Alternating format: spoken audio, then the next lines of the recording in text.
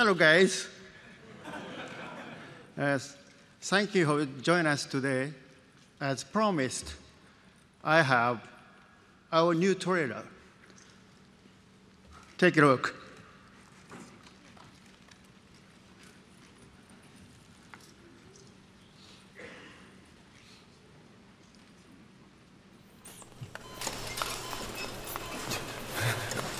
Don't you die on me, damn it! He's dropping! Intubate, now! Cardiac arrest, he's in VFib!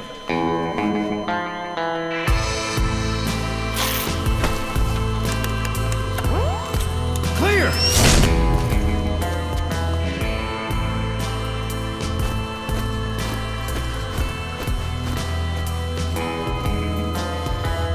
No response, hit him again! Clear!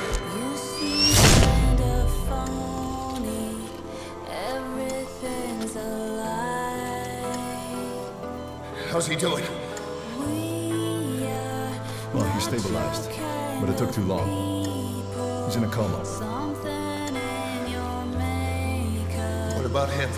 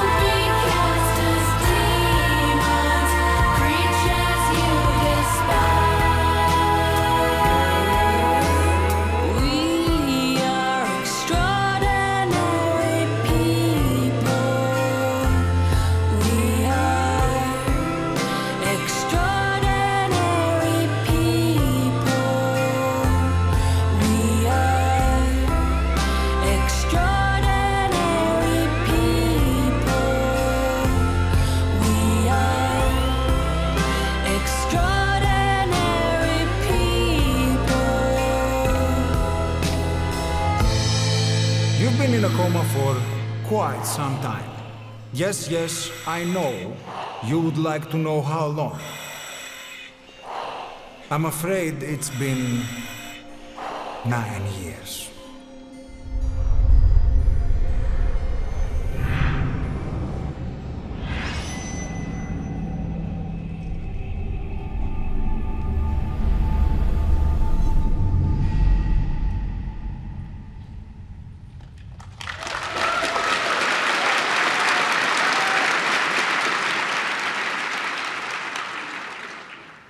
Diamond Dogs.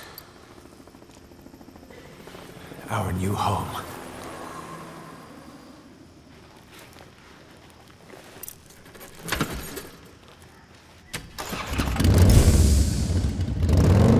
V has come through.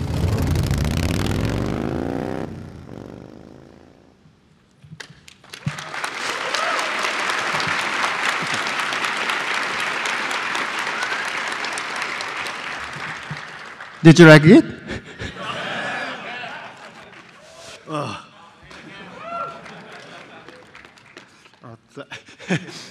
ここからは小島秀夫で、やらせていただきま From す。 here on out, I'll be presenting as Hideo Kojima. トレーラー見ていただいて分かったと思うんですけども、グラウンドゼロズとファントムペインはつながって、それでメタルギアソリッド5という大きなゲームになります。As you've seen in the trailer and probably understand now, the Phantom Pain and Metal Gear Solid Ground Zeroes put together is Metal Gear Solid 5. で先ほどの映像はすべて、実機映像です。 The trailer itself is all run real time. で今日は北西エンジンのプレゼンテーションなので、先ほどの映像が動いていることをこれからお見せしたいと思います。 And since today our session is about the Fox engine, I'd like to show you a little something that's actually moving in the engine. でメタルギアソリッド5はオープンワールドのゲームなんですけども、冒頭の、ファントムペインの冒頭のところは、チュートリアルなので、レールゲームになってます。レールというか、はい。 The Phantom Pain is an open world game, but in the beginning as an introduction and a tutorial, it's more of a rail game to understand the controls and the system overall. 9年間コーマ状態にあったスネークが目覚めて、病院が何者かに襲われてそこから脱出するというシーケンスをこれからちょっとやります。 The tutorial itself is a sequence where Snake wakes up from a coma from 9 years and is all of a sudden attacked by an unknown enemy, and he has to escape the hospital. で目覚めたばかりで全然体が動かないので、最初匍匐から入って中腰になってもたれかかって、自由に動けるようになるところまでのチュートリアルをこれから、やります。 So since he's been in a coma for 9 years, Snake has lost a lot of his movement capabilities. So you start off from crawling and then standing up, falling onto things to gather your composure, and that's the rail game that we were showing today. でPC の実機です。今からやります。 And everything's running on PC right now.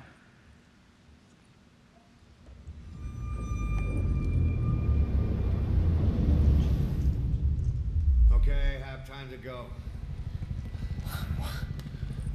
What happened to the woman? The woman? We gave her a light. She took the short way down. Who are you? Who am I? I've been watching over you for 9 years. You can call me Ishmael. What the hell is going on? Well, the good news is you're in the land of the living. Bad news? The world wants you dead. On your feet, soldier. The whole place is coming down.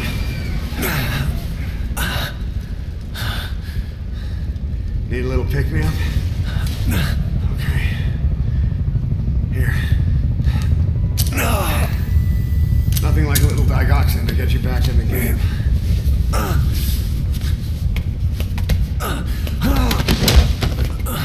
Come on!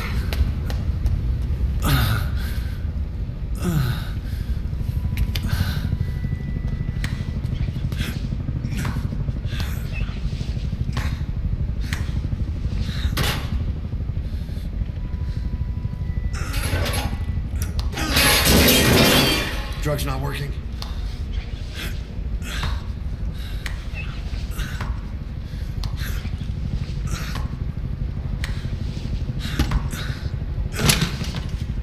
We're getting out of here. Move it.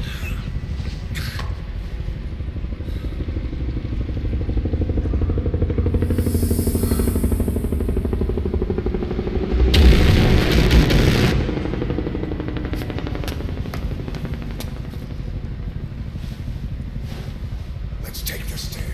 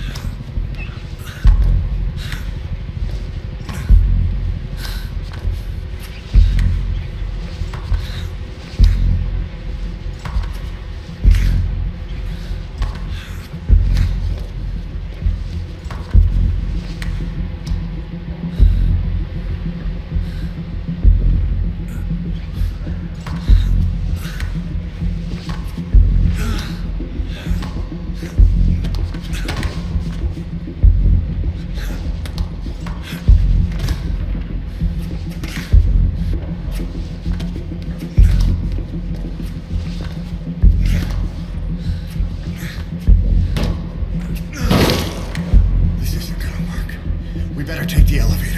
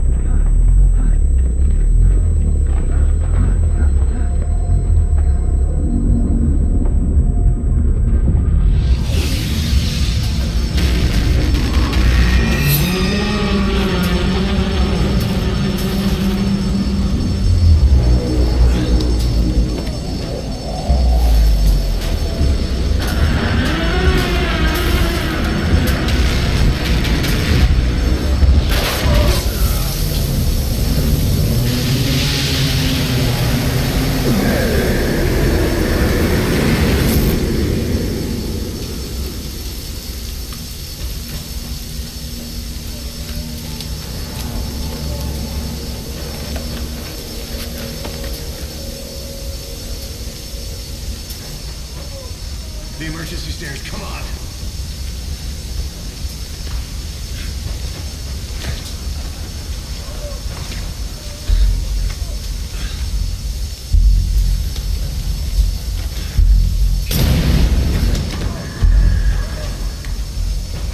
This way, hurry.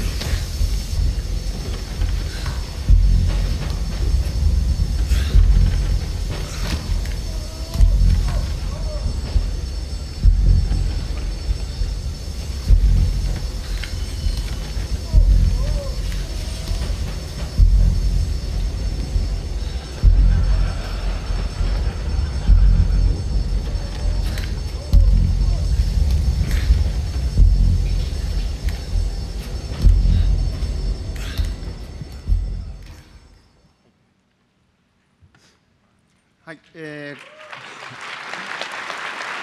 ここからは自由に歩けるように走れるようになっていきます。で、今日はプレゼンをこれから、技術的なことをフォックスエンジンの技術的なプレゼンをします。So from there on out, Snake will be able to walk freely, open world, and wherever he wants to. で、メンバーを紹介します。And from here, we'll talk about the engine. Let me introduce you to the members. CG アートディレクターの佐々木です。First, the CG art director, Hideki Sasaki.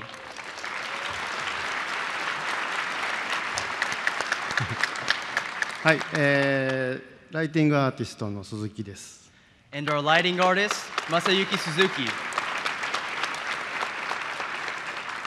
テクニカルディレクターの、タゴです。And our technical director, Junji Tago. はい、じゃあ、よろしくお願いします。All right, let's get it started.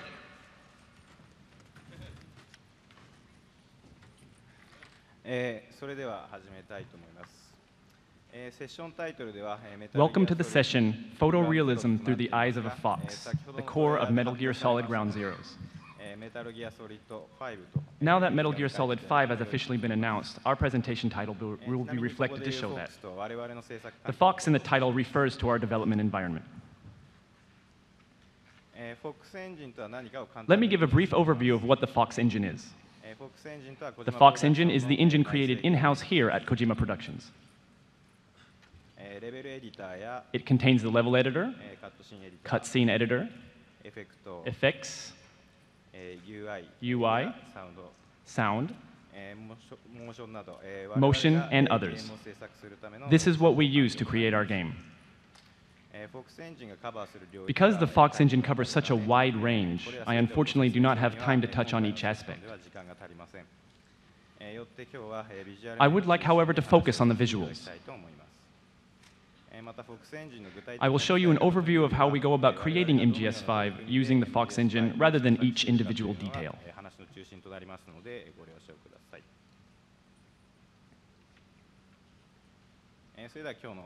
Here is the agenda for today. I will start off showing you how assets are created for MGS5. Next, the lighting artist, Mr. Suzuki, will talk about the lighting, shaders, and camera. And finally, the technical director, Mr. Tago, will go over the graphics engine.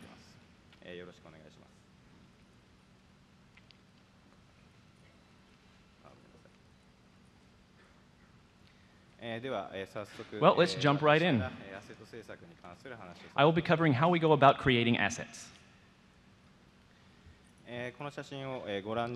Does this picture look familiar? Some of you have probably seen it before. This is an actual photograph of our conference room here at Kojima Productions. On our Kojima Productions website, we've asked visitors which image was an actual photograph and which image was rendered in the Fox engine.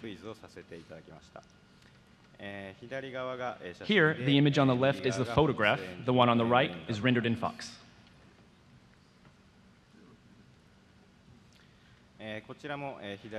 Here again, the left image is a photograph, the right rendered in Fox.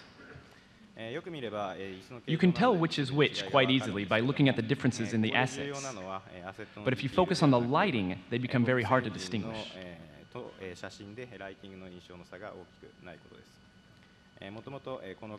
Promotion was not the goal of making the conference room, but rather to have a good reference for artists to use when dealing with linear space lighting.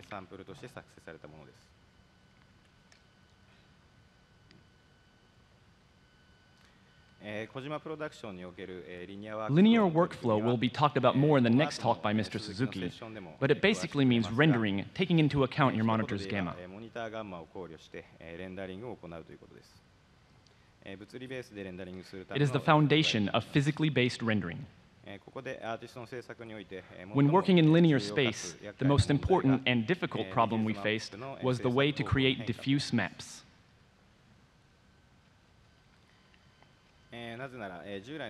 Using conventional color maps, the artist's job was only to make a texture look good.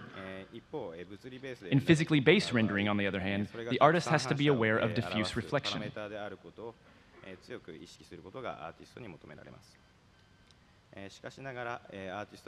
To make our texture references, we use a real-world camera and use the captured raw image without correction.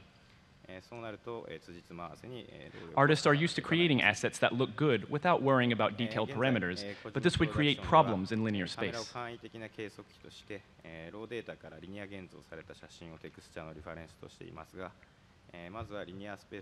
So in order to test if the results look natural in linear space lighting, we needed to create a reference model.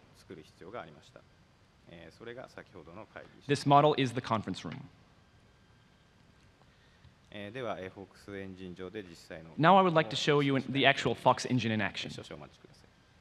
Please wait just a couple seconds.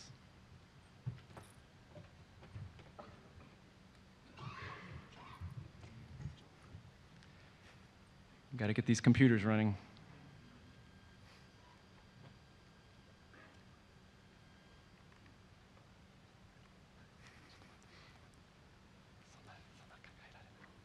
There it is.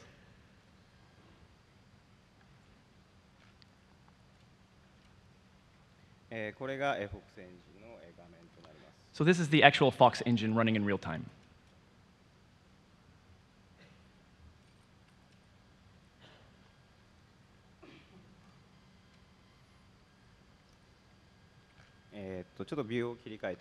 Here we're changing some of the view styles. That's the normal map. Here is the specular mask. And here's the roughness map. For the roughness, blacker is glossier, while whiter is more of a matte finish. And here's the diffuse albedo map.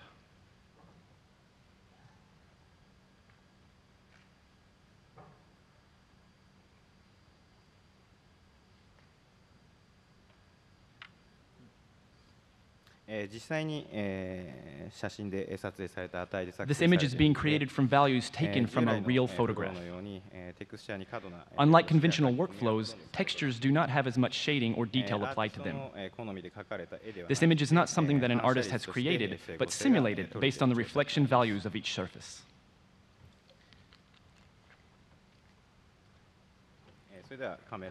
Well, let's move the camera around.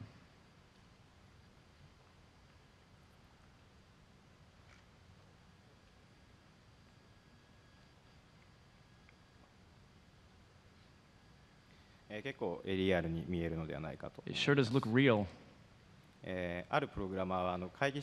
While I was playing with the simulation back at the office, one of the programmers was looking over my shoulder watching me do this, and he thought we had security cameras set up in the conference room. I guess that's a testament to how real this really does look.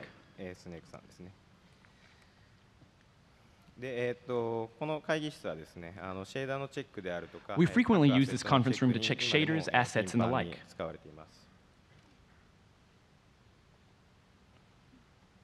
For example,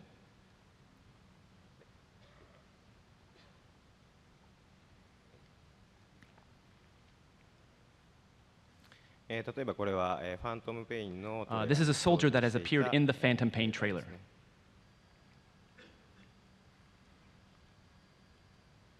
Some kid hanging out in the back.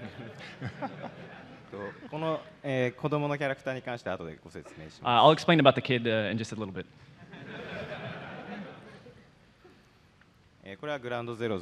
This is a soldier that appeared in the Ground Zeroes trailer. You can see that he looks a bit wet from the rain.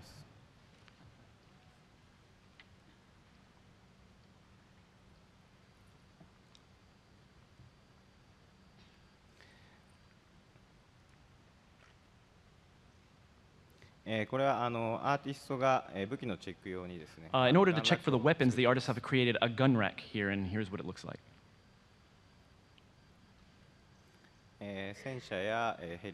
The tank and helicopter were also shown in the trailer as well.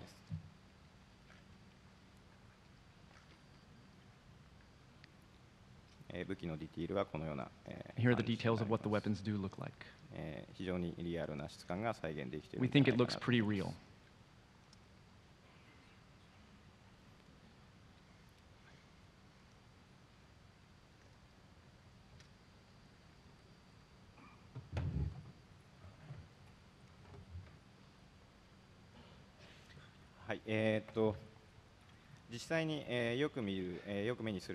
Because we have a real-looking environment, it is easy to spot things that do not look natural in our created assets.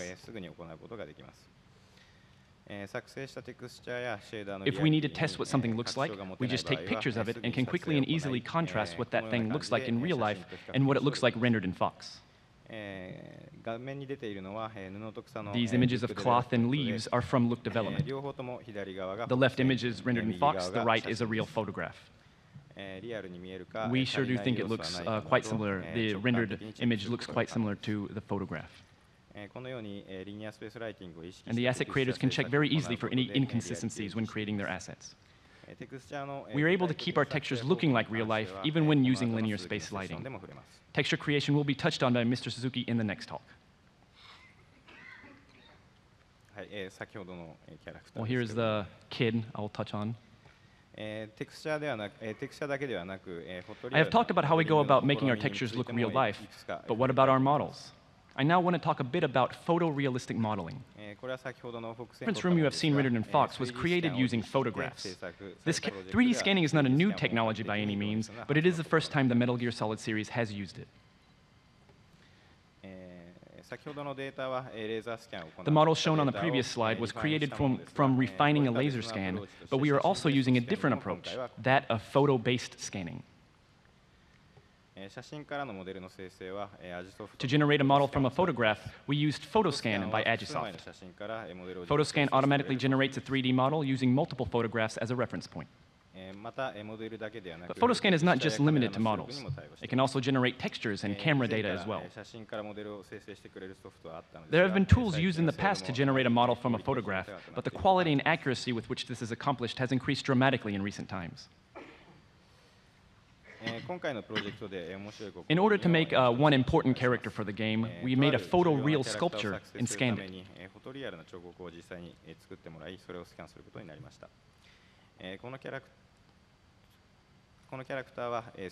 The character in-game is over 100 years old, so the wrinkles and sags in skin needed to be accurate. Here is what we did.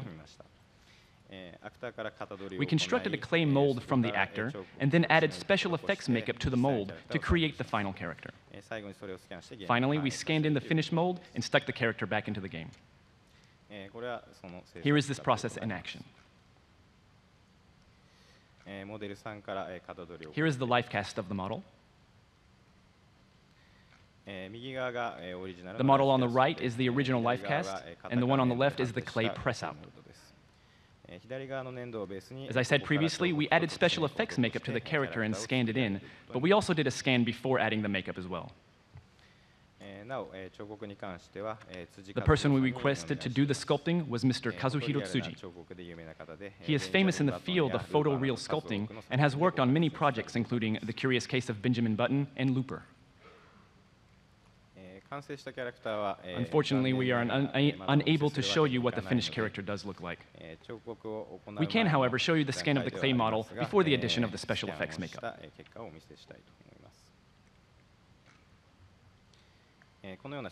And here are some photographs of the model that we used to scan.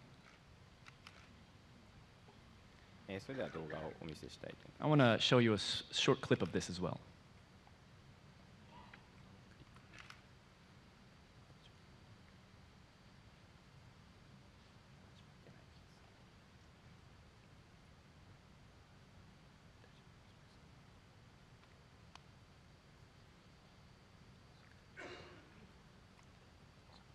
Sometimes movies don't play. There it goes.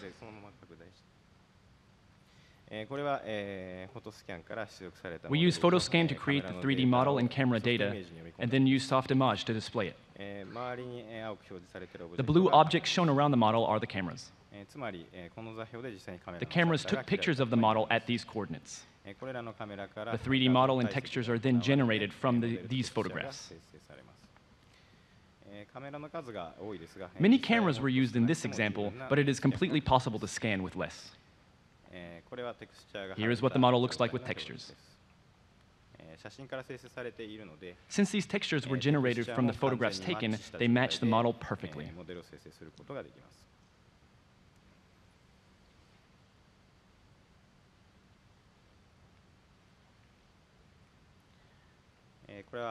And here is the wireframe.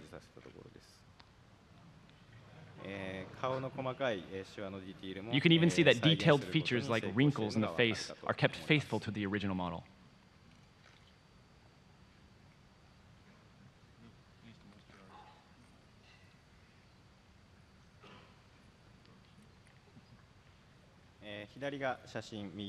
On the left is a photograph of the sculpture, on the right is the image of the 3D scan model.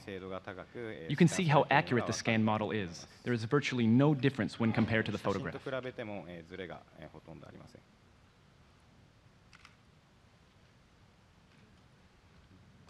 All right, I'd like to show you one more quick clip. フォトスキャンを使った別の例を、ご紹介させていただきたいと思います。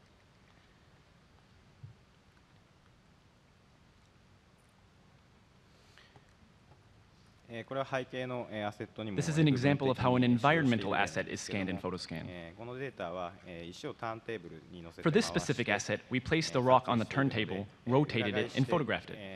全方向で旗の We then flipped it over and did the same to get a scan of the rock from all angles. また写真ベースのスキャニングは One advantage of doing photo-based scanning is that it creates camera data. You can put the camera data as an FBX file into a 3D tool and can easily modify the textures from the given camera projection. For example, when using the camera data in Mudbox and setting the stencil, we can paint the texture onto the model, matching it exactly. PhotoScan can automatically generate textures, and in recent versions, it actually looks pretty good.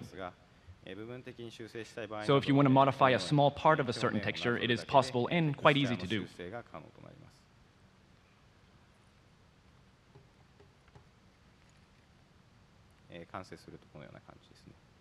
And here is the finished product.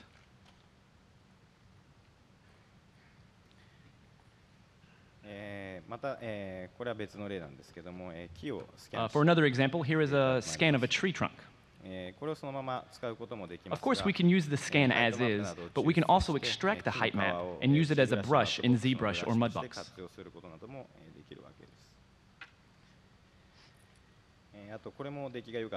This example is especially cool. This is a scan of a seashell. Even with such a complicated surface, the scan data is an almost perfect replication. What surprised me the most was that even the very thin parts of the shell were reproduced perfectly.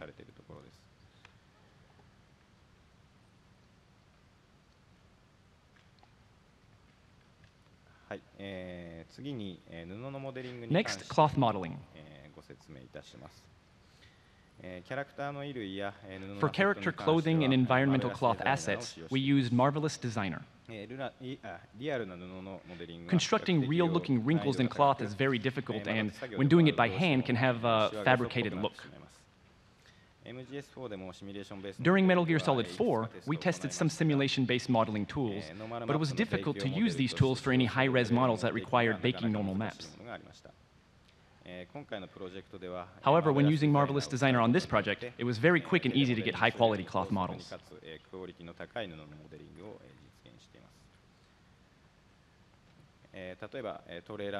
In the final scene in the trailer, Snake's stitching on his shoulders was done completely in Marvelous Designer. No one had to touch it up by hand, and it sure did turn out pretty well, we think.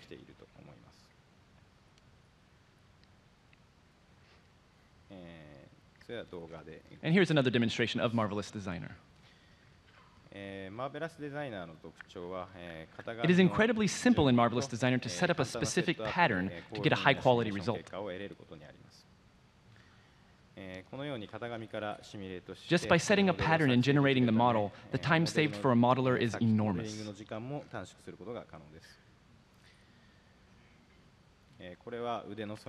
Here are some of the sleeves being adjusted.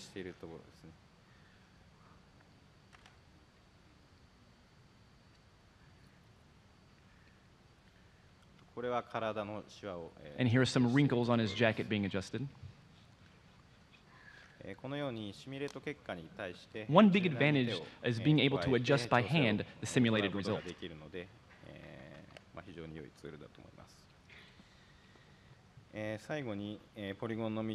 Finally, the polygon density is raised and recalculated. The stitching near his shoulders turned out quite well, I think you can see from this example.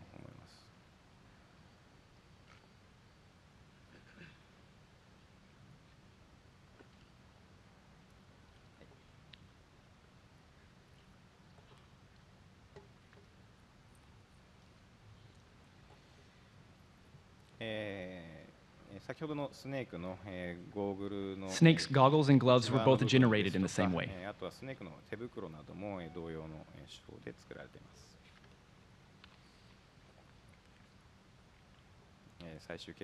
And here is the final result. Next on the agenda is Mr. Suzuki to talk about Fox Engine's shaders, lighting, and camera. フォックスエンジンにおけるシェーダー、ライティング周りの話をさせていただきます。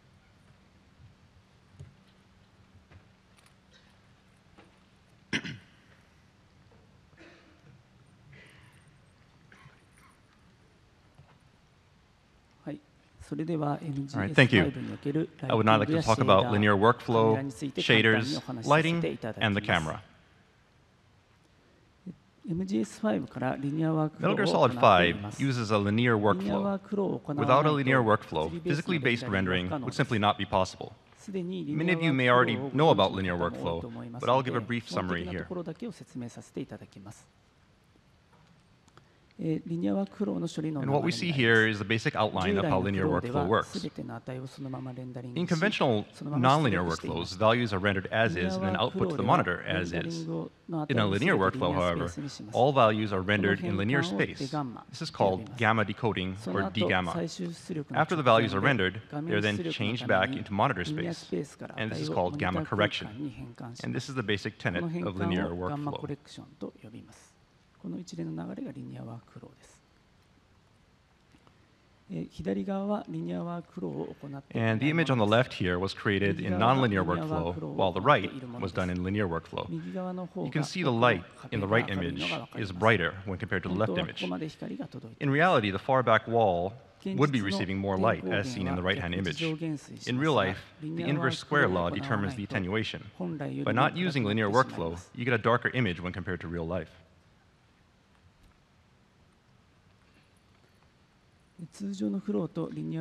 And this example is successful.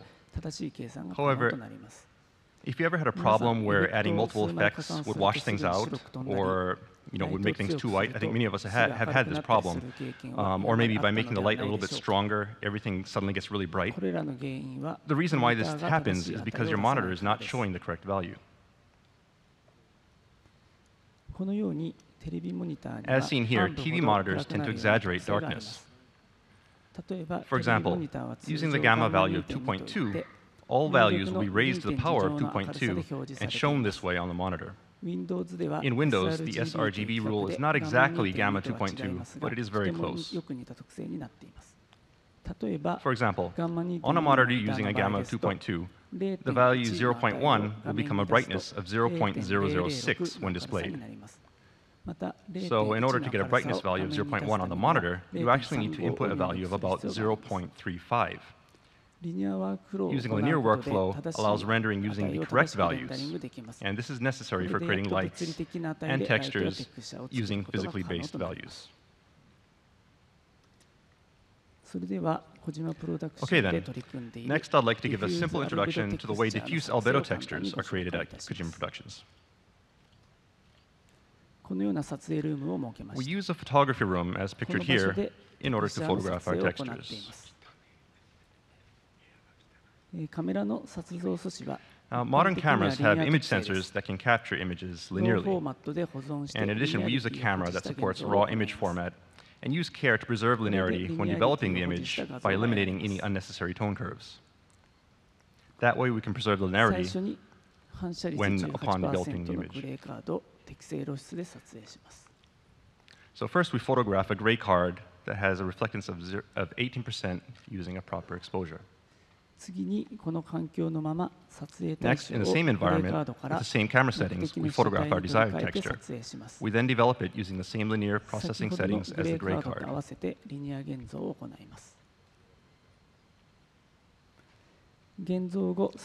After developing, we further tweak the values that the RGB value of the gray card represents a brightness of 18%. In this case, with a gamma of 2.2, the RGB values fall within the 117 or 255 range.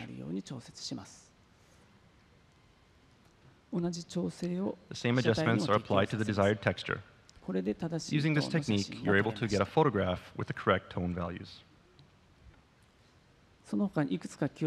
As you can see here, there are various other details that you should be aware of and be cautious of. But for today, I won't go into too much detail. Now, after getting the corrected photograph, we then manually eliminate highlights and shadows to complete the texture. And this is the basic flow we use for creating our textures. And the materials we use are also physically based to a certain extent. So, as you can see here, we can create various types of materials. By creating presets, we can simplify the setting of numerous material parameters. And this is the screen used to adjust those settings.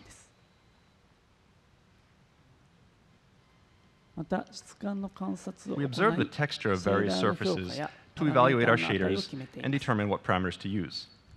As seen here, we use a light attached to an arm to observe light hitting objects from various angles. We use this method to create our various material presets.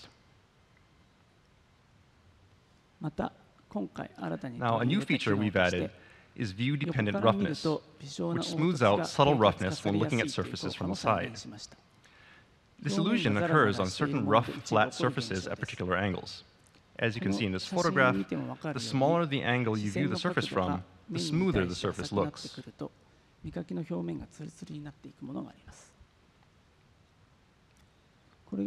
And this is an example of the effect simulated in Fox.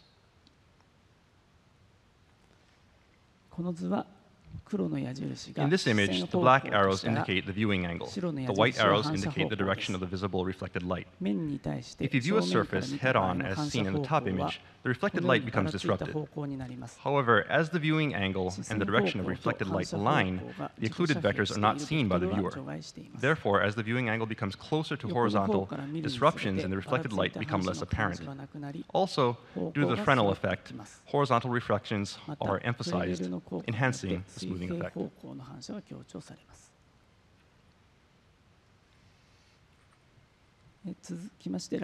And next, I would like to talk a bit about lighting. The parameters we use for lighting are based on real-world parameters. By doing this, it's easy to compare and contrast in-game lighting with real-world lighting so that we can create lights easily. The main units of measurement that our artists use to create light are luminous flux, illuminance, and luminance. Also, the color of light is adjusted by using color temperature.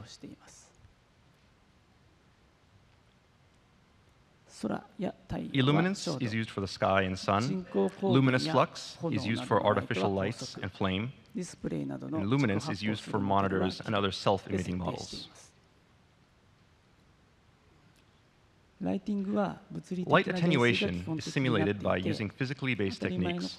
Therefore, when using a point light source, physically based attenuation is calculated using inverse square attenuation. This is made possible only because we're using LWF. Also, spotlights, etc., are placed like their real-world counterparts. The more narrow the light, the brighter it gets. And this sort of light can be simulated easily by adjusting the light distribution. Ambient lighting is used to replicate bounced light. The value of bounced light varies depending on the direction, and we set many of them within the space. Here's an example of ambient light placement. The skylight is based primarily on a sky simulation. This contributes to the ambient light. And here's an example of what the passage of time looks like. And this is what it would look like during morning. And this is evening. And this would be night. The scattering effect of the atmosphere is also very important, and this has been replicated in the engine.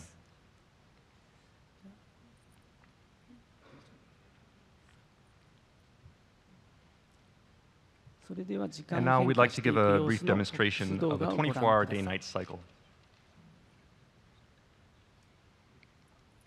Camera parameters and color correction for each phase of the day is set to specific key values. For example, afternoon would use a high exposure, while night would use a lower exposure. Furthermore, when it becomes night, the color balance is made cooler and bluer.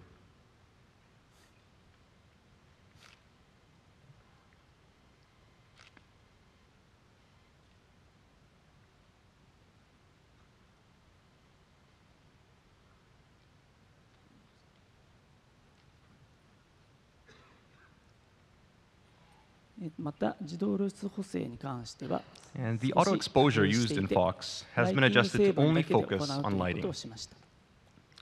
This kind of exposure is not real by any means, but it does have its uses when creating a game.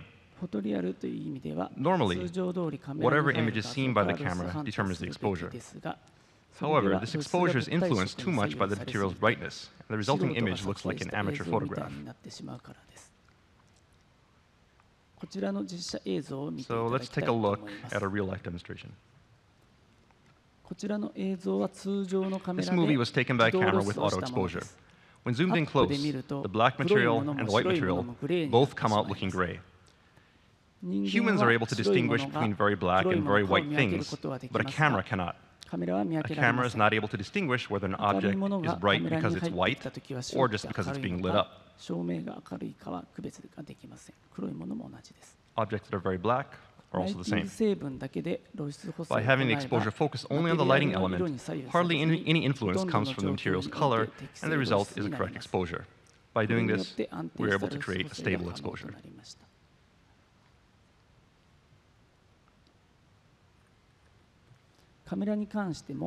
The game camera is set with parameters that a real-world camera uses, such as exposure, focal length, shutter speed, aperture, and so on. Shutter speed influences motion blur, and aperture influences depth of field. Exposure is set by the exposure value. In order to simplify exposure settings, shutter speed and aperture do not influence the exposure.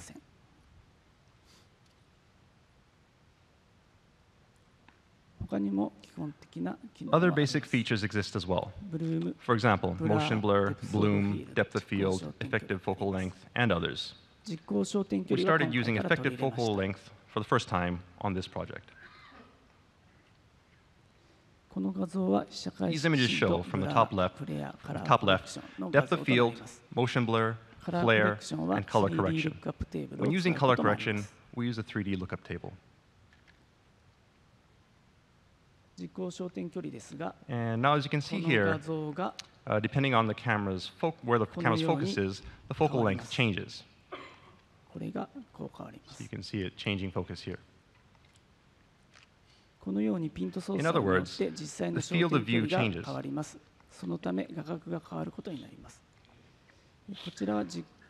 And here we have an example of a movie with the focal length changing in real life. So this is an actual movie of real-life footage.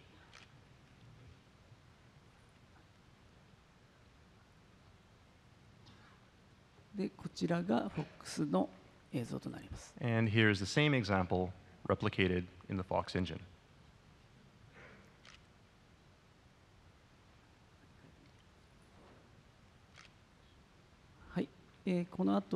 All right, and that concludes this section of the presentation. Now I'd like to hand the mic over to Junji Tago, who will talk about our graphics engine.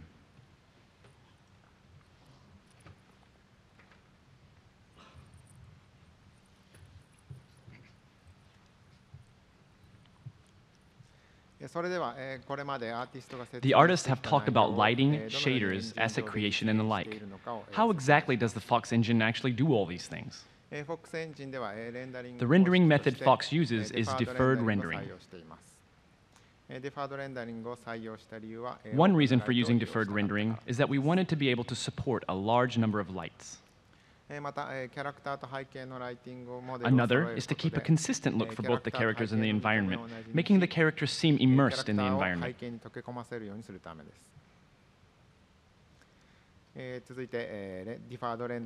Here are the steps taken in deferred rendering by the Fox engine. First of all, the G buffer is generated with geometry to render. The G buffer stores diffuse albedo, normal, velocity, depth, specular albedo, roughness, translucency, and material ID.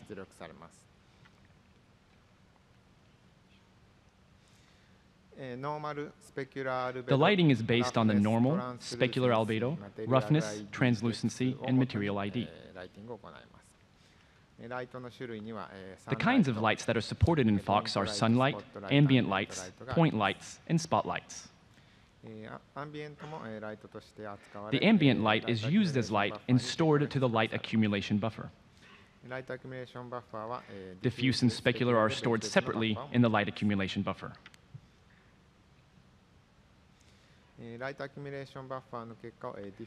The lighting result is generated by combining the light accumulation buffer and diffuse albedo. Fog is then combined with the lighting result. Finally, in post-processing, motion blur, depth of field, tone mapping, and so on are calculated and used in the final output. During tone mapping, auto exposure is applied by referring to the diffuse element stored in the light accumulation buffer. By only referring to the diffuse element, we are able to achieve a stable auto exposure. The lighting model is based on the familiar Blin-Fong model.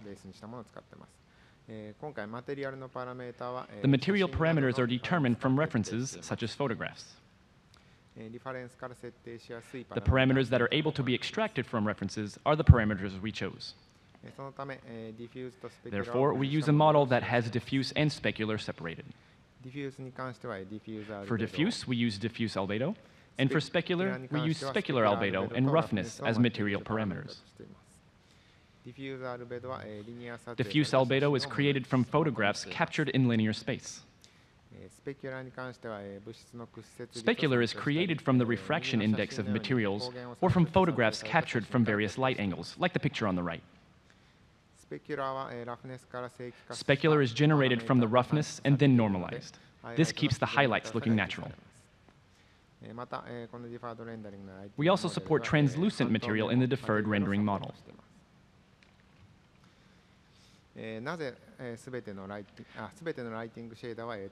All lighting shaders have support for translucency.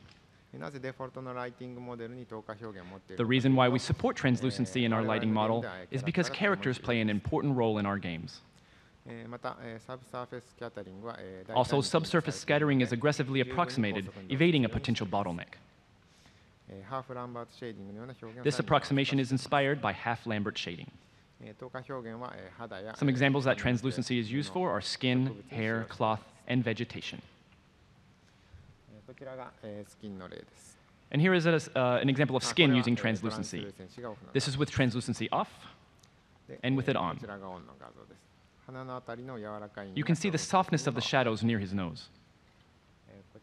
So off and on.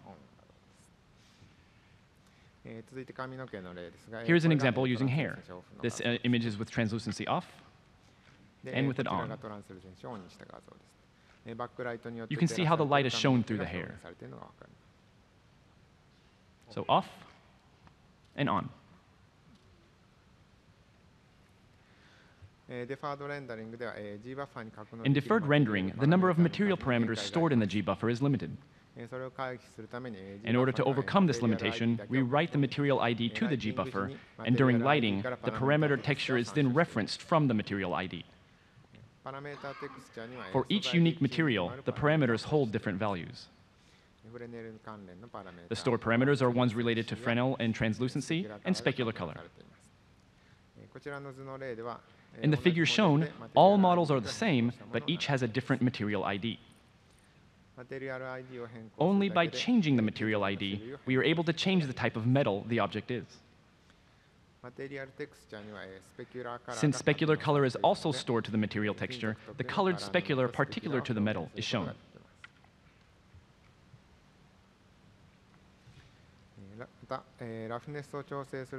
We are able to achieve a natural specular look just by adjusting the roughness. The images on the top and bottom have the same material ID, but different roughness. The guns on the top are glossy, and the ones on the bottom have a matte surface.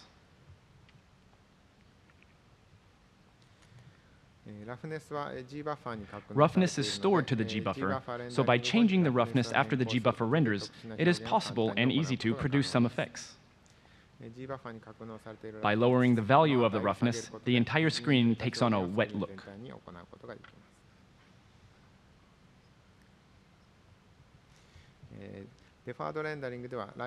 Using deferred rendering does pose one big problem. It only supports a single lighting model. In order to produce various shaders, we have to tweak the value of the G buffer. Some shaders that have tweaked values are eyes, anisotropic specular surfaces, and view-dependent roughness. These calculations are not accurate, but cause no practical problems. This image shows eyes drawn with the eye shader off and with it on. If you look at the image of the eye on the bottom left, you can see that the refraction in the eye. So off and on.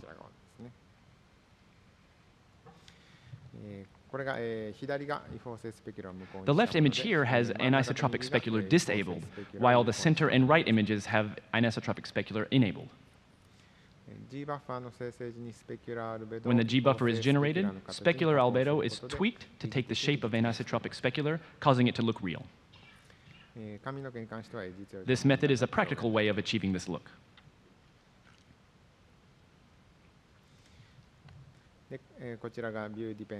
This image shows the results of view-dependent roughness. By changing the roughness value depending on the angle between the view and normal vectors, the specular value is sharper the more parallel the view vector is to the surface. Here is an image of the roughness value stored in the G buffer. Looking at the wall on the right, you can see how the roughness gets darker the further back you look.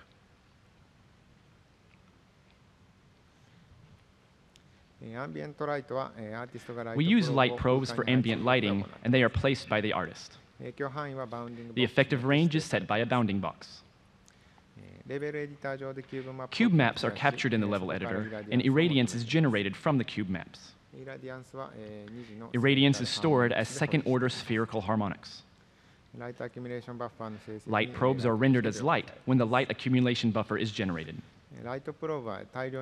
Since there are many light probes, they are rendered in quarter resolution. The ambient light can also be blended between probes, so the boundary between them is quite smooth. As the sky plays a very important role for the ambient lighting, we simulate atmospheric scattering. The results of the scattering simulation become the actual sky in fog. The sky is included when the cube maps get captured for light probes, and these results are then stored in the light probe.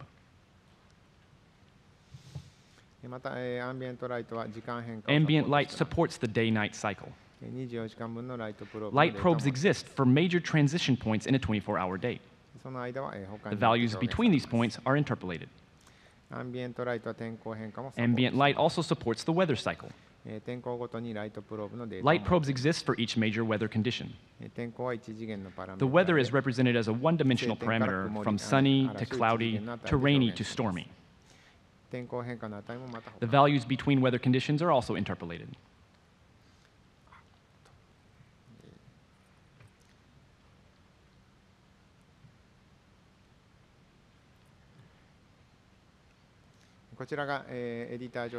Here is a short demonstration of how cube maps are captured. You can see how bright the environment became when the cube map was generated.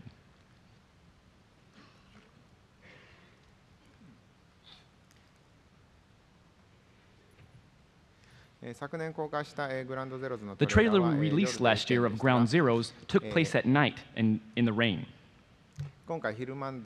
Here is a demonstration of the same trailer, but taking place during the day and sunny.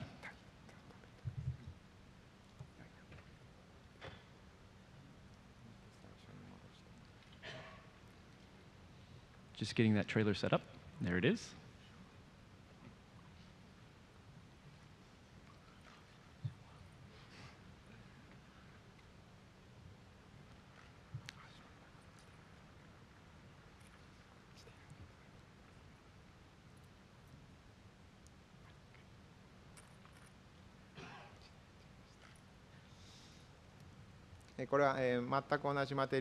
All the materials used have not been changed, only the light.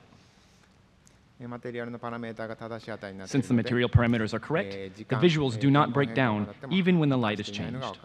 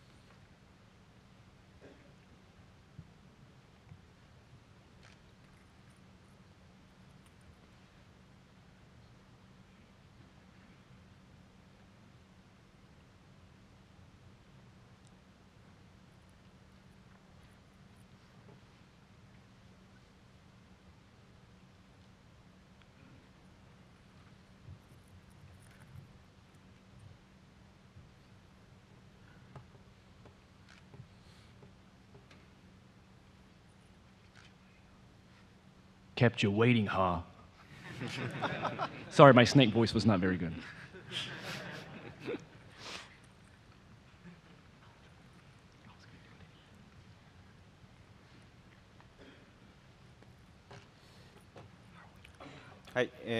All right. Up to this point, our presentation has focused on the digital or technical aspects of game creation. But I'd like to shift gears a bit and turn our focus back to the analog or real world. To get physically accurate assets, artists need to observe and have a knowledge of our actual physical world. We need to know things about lighting, cameras, surface textures, and how they are represented. Even in simply capturing textures or models, artists need a thorough understanding of the input devices used.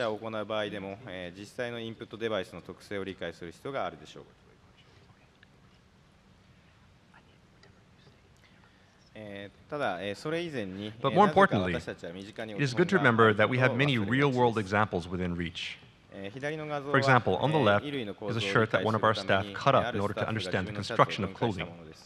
This was very beneficial in understanding clothing patterns. Even though we have marvelous designer to do most of the dirty work, it's still a great way to understand modeling on a deeper level. And the dirty yellow shirt in the center was us trying to simulate Chico's muddy clothes. An artist actually went into the park in the middle of the rain and played in the mud in order to do this. And you could only imagine the look of utter horror on the face of this poor old woman who happened to see him doing this. And on the right, we have the top of an artist's desk. There are various items scattered about, branches, rocks, and the like, and these are used to study textures. Ironically, the more that technology evolves, the more we have to study and understand our physical surroundings. In that way, you could say that technology is a very important tool for helping us understand our real world. Even with regard to lighting, we've had to refamiliarize ourselves in the way that real light works in the real world.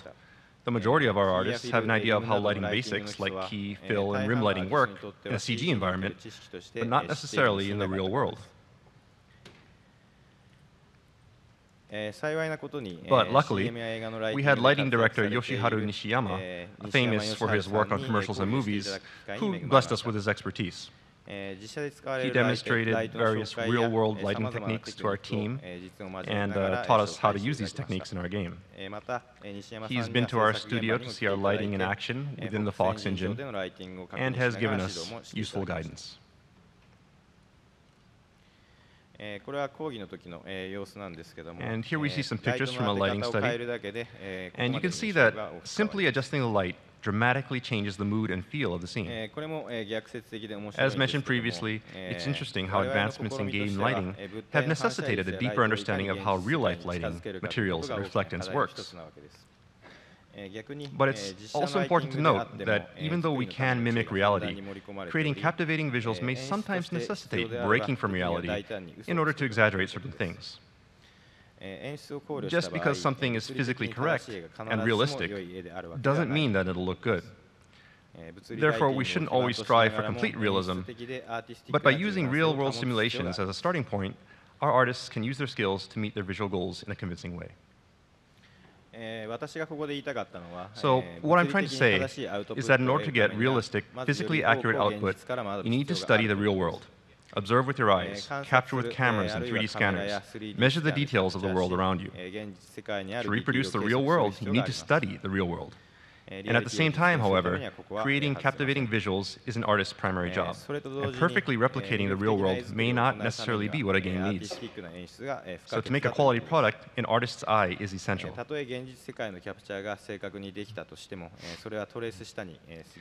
Simply reproducing reality would only be a traced image. So basically, yes, you really need an artist's eye in order to do something great. And these two aspects, realism and artistic quality within the context of a game, are what we mean by photorealism through the eyes of a fox. Thank you for listening.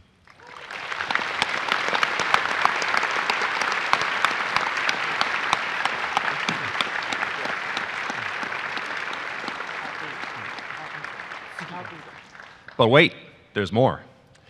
Everyone, please welcome the studio head of Kojima Productions LA studio, Tom Sekine.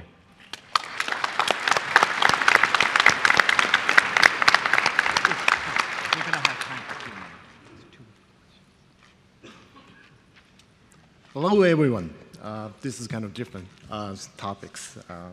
Kojima Production has been well known for always make a high quality products and always surprise the people, to the excited people, multi-generation, multi-generation of all those like parents and kids and my generation. Anyway. There was talk about Kojima Production has been built in the Los Angeles area. And as you've seen, all those recruitment advertisements showing in our website and also Gamma Sutras. However, this is, as of today, it is official. And our studio is really building Los Angeles area. And this is our new logo. Red Fox was born from the fox.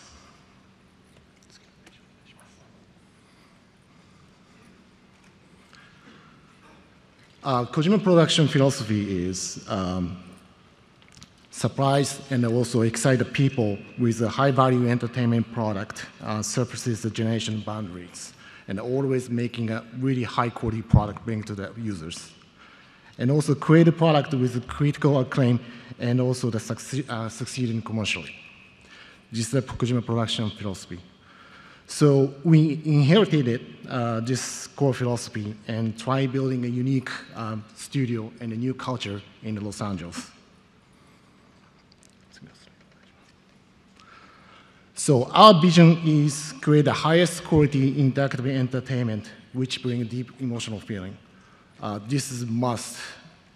This is a combination of all those new technology and art and also unique game design element to bring in all those three components is equally putting together to making a really great, highest valuable entertainment products. Without touching people's emotion, we cannot survive, or we cannot keep surprising people to the next generation. So our mission is to become the top studio in the world. This is very ambitious, but once we're building a very competitive market in the Los Angeles area, we have to become the number one, or one of the best development studios, as like parent studio in Kojima Production Japan. Our value is quality. Quality is so important, not compromise to the quality. Game experience comes always first. This is no compromisation. And then the collaboration is so important. Always cutting edge technology and also innovative art style is keep changing all art styles and touch the people's feeling, emotional touch, and also evolving interactive design elements by promoting a creative environment.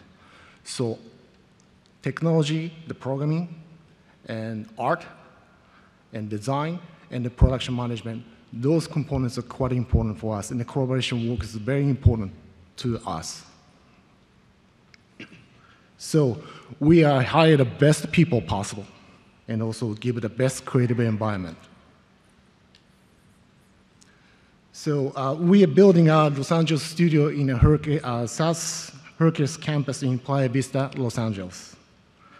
Studio design concept is open communication and collaboration. The space is about 30,000 square footage. We'll have a testing room and also a screening room. So, this is the screening room, and the next one. We are hiring. So we are hiring. Please join us. You guys can buy our booth in the recruitment event space in the South Hall, I believe. The booth number is CP2308. We really need a good people, and we really want to push the next envelope to make a great product. So please come to join us, and thank you very much. That's all.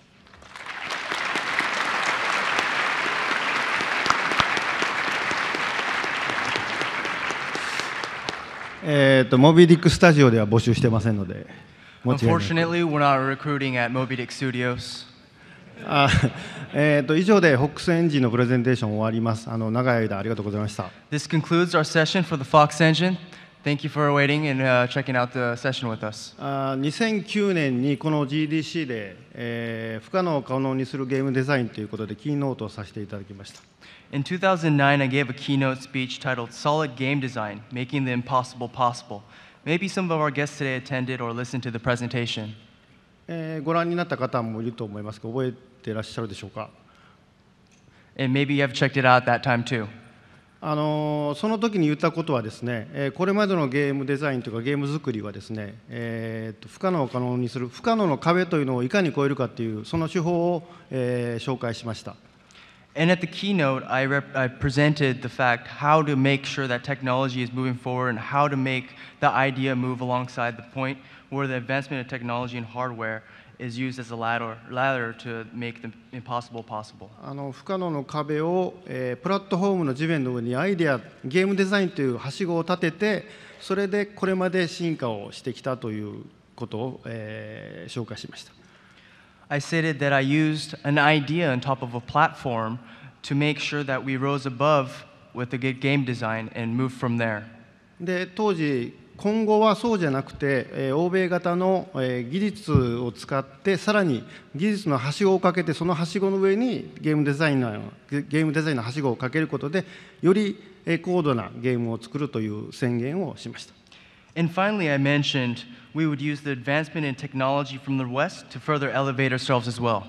で、あれから4年経ちましたけど、ようやくその技術のはしごをたる FOX エンジンが完成しましたので、今後はそういうゲーム作りに、転換していきたいと思っています。It's been 4 years since that day, and I believe we have built that ladder we call the Fox Engine. ゲームデザインで不可能を可能にするんではなくて、技術で不可能を可能にした上でゲームデザインを上に乗せてより面白いより高みのゲームを目指していきたいと思っています。From here on out, we will make the impossible possible using game design only. We'll make the impossible possible with technology, and then add on good ideas using good sense to formulate solid game design. で、そしてテクノロジーだけじゃなくて、すごく歴史があります。映画とか小説のストーリーテリングとか演出手法とかを、取り込みながらゲームならではの新しいエンターテインメントをこれからも目指していきたいと思います。And on top of that, not just technology, but we would like to incorporate storytelling ideas and anything that would really work with games from the filming industry and novels as well, and take that and move forward and elevate ourselves that way too. なぜなら我々が作っているゲームというのはエピックメタルギアソリッドではなくてメタルギアソリッドだからです。And we take in these things because we're not epic Metal Gear Solid. It's because we're Metal Gear Solid. 先ほど紹介ありましたけども、人事ブースで人材募集のコーナーがありますので、FOX エンジンを作りたい方、それから我々と一緒にメタルギアソリッドを作りたい方は、ぜひお待ちしておりますのでよろしくお願いします。Oh, and I also forgot to mention that we're hiring as well. Please come by if you want to help us make a new MGS on Fox Engine. Thank you for coming to this conference. Thank you. Thank you so much.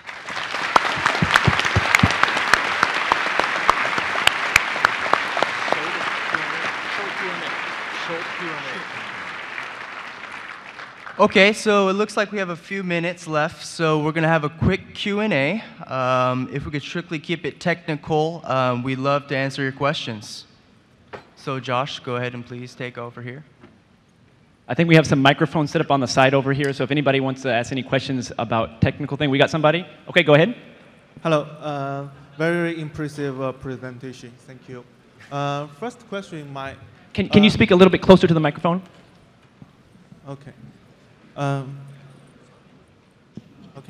My first question is, since you use such big ranger, but you focus on the lighting to do the adaptation, then how can you avoid the image in some place it's pure black and affect the gameplay? I didn't catch the last part of the question. I'm sorry. Okay, it's like that. The ranger is so big. Okay. And you've used the light as a reference for the eye adaptation.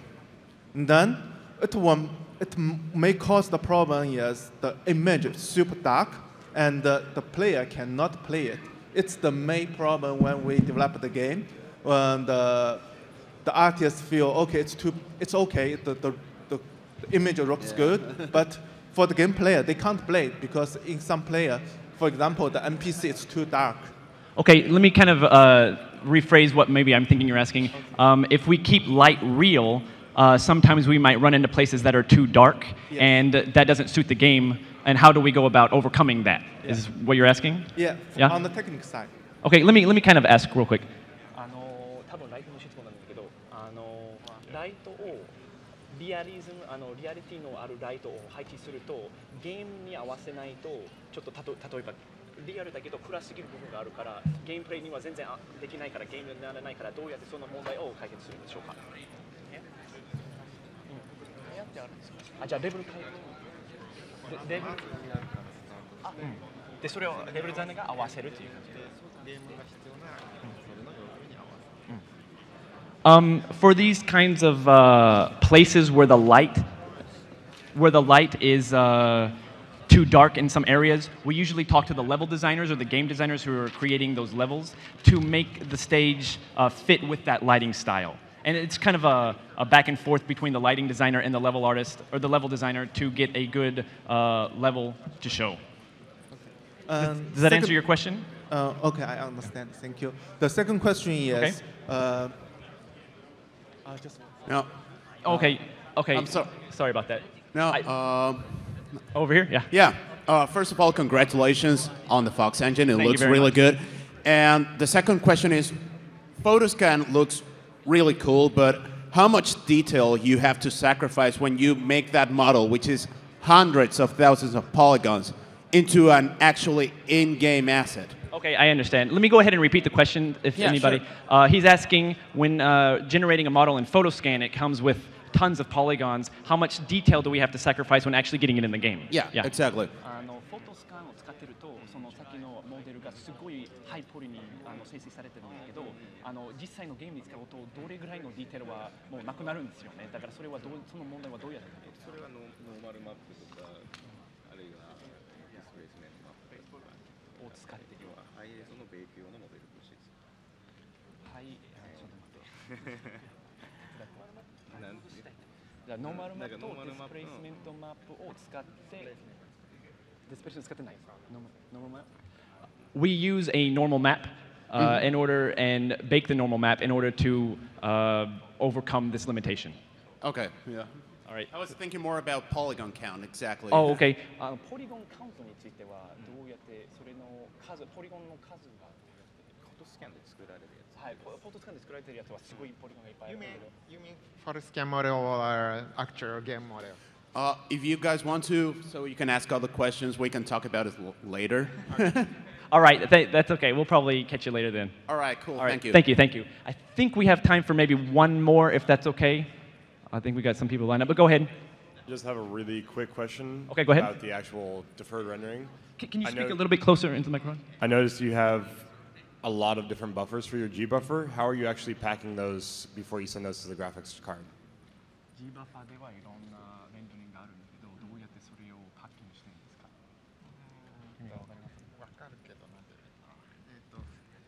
You wanna answer? No. If you cannot talk about it, that's all. No, it's okay. He's trying to think about how to go about best answering your question.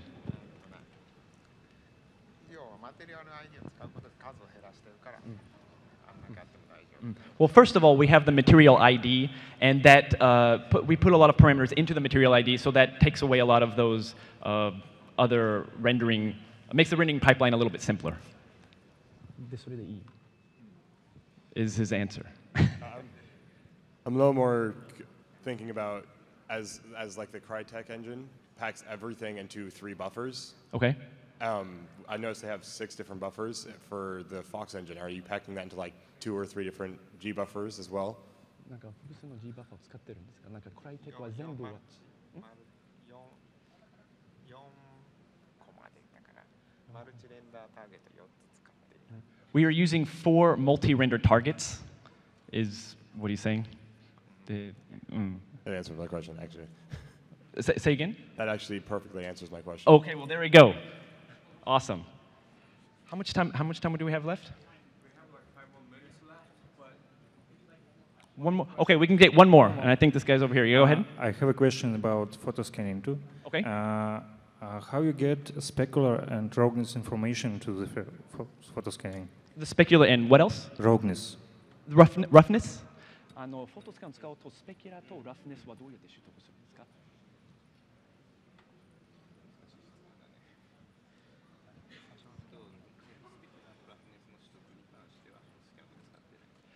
We do not use photo scan for getting the specular and roughness. Oh, okay. Thank you.